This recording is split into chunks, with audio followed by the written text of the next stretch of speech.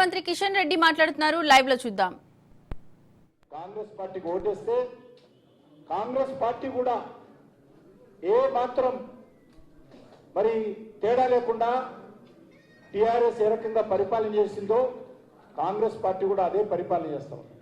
అదే రకమైనటువంటి అహంకారం, అదే రకమైనటువంటి నియంతృత్వం, అదే రకమైనటువంటి అవినీతి, అదే రకమైనటువంటి వైఫల్యాలు ఈరోజు రాష్ట్రంలో మనం చూస్తున్న విషయం మనం చూస్తా ఉన్నాం.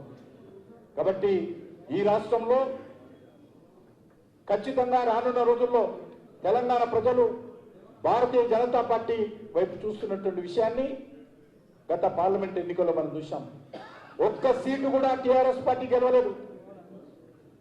అనేకమైనటువంటి అసెంబ్లీ నియోజకవర్గాలలో పార్లమెంట్ ఎన్నికలు చూసినట్లయితే టీఆర్ఎస్ పార్టీ డిపాజిట్లు రాలేదు. 3 అసెంబ్లీ సీట్లలోనే పార్లమెంట్ ఎలక్షన్స్ లో ఓటు చూసినట్లయితే టీఆర్ఎస్ పార్టీకి మెజార్టీ వచ్చింది. కాబట్టి ఈరోజు తెలంగాణ ప్రజల యొక్క ఆలోచన విధానం మనం అర్థం చేసుకోవాల్సిన అవసరం. ఖచ్చితంగా ఈ రాష్ట్రంలో నరేంద్ర మోడీ గారి నాయకత్వంలో రానున్న రోజుల్లో భారతీయ జనతా పార్టీని ముందుకు తీసుకెళ్లాలి. అన్ని రకాలుగా తెలంగాణ అభివృద్ధి కోసం నరేంద్ర మోడీ గారి నాయకత్వంలో ఖచ్చితంగా తెలంగాణ ప్రజలకు అండగా భారతీయ జనతా పార్టీ నిలబడుతుంది, కేంద్ర ప్రభుత్వం నిలబడుతుంది. ఈరోజు జాతీయ రహదారులు తీసుకున్నా, రైల్వేలకు సంబంధించినటువంటి కార్యక్రమాలు తీసుకున్నా, లేకపోతే వెల్ఫేర్ యాక్టివిటీ తీసుకున్నా పూర్తిగా కేంద్ర ప్రభుత్వం నుంచి వస్తున్నటువంటి సహకారమే తప్ప ఈరోజు రాష్ట్రంలో ఏ రకమైనటువంటి కార్యక్రమాలు చేపట్టడం లేదు. ముఖ్యంగా ఈరోజు స్థానిక సంస్థల ఎన్నికలు జరుగుతూ ఉన్నాయి. గ్రామ పంచాయతీలకు గతంలో పరిపాలన చేసినటువంటి టీఆర్ఎస్ పార్టీ ఒక్క రూపాయి కూడా ఏ రోజు ఇవ్వలేదు. మరి ఈరోజు సంవత్సరం పాటుగా అధికారం వెలగబెట్టినటువంటి రేవంత్ రెడ్డి కాంగ్రెస్ పార్టీ ప్రభుత్వం కూడా గ్రామ పంచాయతీలకు ₹1 ఇచ్చిన పాపాన. కేంద్ర ప్రభుత్వం నేరుగా 15th ప్లానింగ్ కమిషన్ ప్రకారం ఫైనాన్స్ కమిషన్ నివేదిక ఆధారంగా గ్రామ పంచాయతీ నిధులు ఇస్తున్నారే తప్ప కేంద్ర ప్రభుత్వం ఇచ్చేటువంటి మనరేగా ఆధ్వర్యంలో గ్రామాల్లో ఇంటర్నల్ రోడ్స్ కానీ ఇతరత్ర అభివృద్ధి కార్యక్రమాలు జరుగుతున్నాయి తప్ప రాష్ట్ర ప్రభుత్వం ₹1 కూడా ఇవ్వలేదు. అందుకే ఈరోజు ఈ రాష్ట్రంలో ఏ ఒక్క వర్గం కూడా సంతోషంగా లేదు. అది రైతాంగం కావచ్చు, మహిళలు కావచ్చు, నిరుద్యోగులు కావచ్చు, విద్యార్థులు కావచ్చు, అన్ని వర్గాల ప్రజలు కూడా ఈరోజు అసంతృప్తితో ఉన్నారు. దీన్ని దృష్టిలో పెట్టుకొని మనము రానున్న రోజుల్లో మరి ప్రజలను సంఘటితం చేసి ఒక ఉద్యమ బాట పట్టాల్సినటువంటి అవసరం ఉంది. ఆ దిశలోనే పార్టీని రూపకల్పన చేయాలి. ఈరోజు మనము సంఘటన పార్టీ సంస్థాగత వ్యవహారాలు చూస్తా ఉన్నాం. పోలింగ్ బూత్ స్థాయి నుంచి జాతీయ స్థాయి వరకు కూడా కొత్త కమిటీలు రాబోతా ఉంది. కొత్త రక్తం పార్టీలో చేరబోతా ఉంది. కొత్త నాయకత్వం ఈరోజు గ్రామ స్థాయి నుంచి జాతీయ స్థాయి వరకు కూడా భారతీయ జనతా పార్టీలో రానున్నది. మన పార్టీ ప్రజా సంబద్ధంగా పనిచేసేటువంటి పార్టీ. కాంగ్రెస్ పార్టీగా లాగనో లేకపోతే బీఆర్ఎస్ పార్టీగా లాగనో కుటుంబం ఆధారంగా నడిచేటువంటి పార్టీ కాదు. ప్రజాస్వామ్యబద్ధంగా పనిచేసేటువంటి పార్టీ.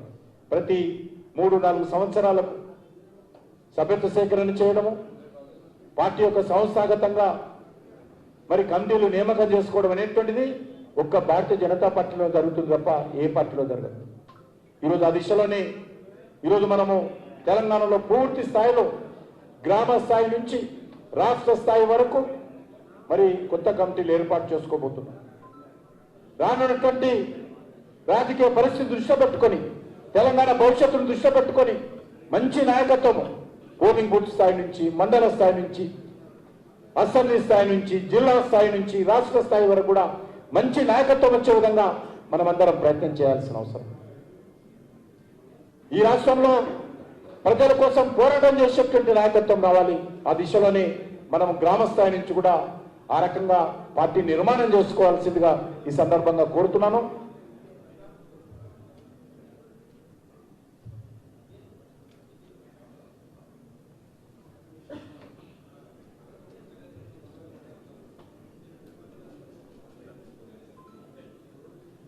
ఈరోజు మనకు జిల్లా స్థాయిలో ఏర్పాటు చేసుకున్నటువంటి కమిటీలు ఏవైతే ఉన్నాయో అది క్రియాశీలక సభ్యత్వానికి సంబంధించిన కమిటీలు కానీ లేకపోతే పోలింగ్ బూత్లో సంబంధించినటువంటి యాక్టివ్ మెంబర్షిప్ చేసేటువంటి కమిటీలు కానీ ఎన్నికల అధికారులు కానీ వాళ్ళందరినీ కూడా ముందు పెట్టి వాళ్ళందరి యొక్క నేతృత్వంలో మరి ఒక మంచి కమిటీలు వచ్చే విధంగా మనమందరం ప్రయత్నం చేద్దాము.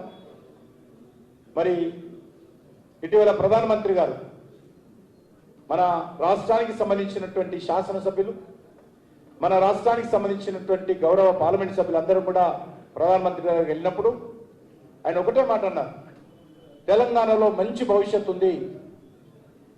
రాష్ట్రంలో ఉన్నటువంటి కాంగ్రెస్ పార్టీ తెలంగాణ ప్రజలకు ఇచ్చినటువంటి హామీలు అమలు చేయలేక పూర్తిగా వైఫల్యం చెందింది. తెలంగాణ ప్రజలు ఈరోజు భారతీయ జనతా పార్టీ వైపు చూస్తున్నారు. మీరు ధైర్యంగా ముందుకెళ్ళండి. కేంద్ర ప్రభుత్వం తరఫున తెలంగాణ అభివృద్ధి కోసం, తెలంగాణ ప్రజల సంక్షేమం కోసం కేంద్ర ప్రభుత్వం అన్ని రకాలుగా అండగా నిలబడతాం మేము